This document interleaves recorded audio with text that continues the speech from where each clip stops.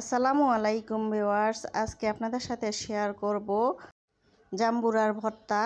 তো প্রথমে আমি একটা জাম্বুরা পেড়ে নিয়েছি। এখন এটারে আমি কেটে খোসা ছেড়ে নেব। খোসা ছেঁড়া নেওয়া হয়ে গেছে।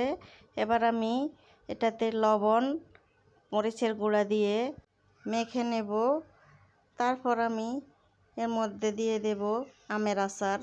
আমের আচারগুলো ভালো করে মেখে নেব। আমের আচার দিয়ে জাম্বুরার ভর্তা বানালে এত মজাদার হয় যা বলার বাহিরে। একবার বাসায় ট্রাই করে দেখবেন কেমন লাগে। ভালো লাগলে আমার চ্যানেলটা সাবস্ক্রাইব করে লাইক কমেন্ট শেয়ার করে পাশে থাকবেন। আমার ফেসবুক পেজে যেয়ে ঘুরে আসবেন। আমার পেজের নাম তাসলিমা ফুড ব্লগ। কেমন হয়েছে কমেন্টে জানাবেন। এই তো দেখেন আমার আচার হয়ে গেছে। এবার আমি খেয়ে দেখাচ্ছি। আমার সাথে আমার ছেলেও খেতেছে। আল্লাহ হাফেজ।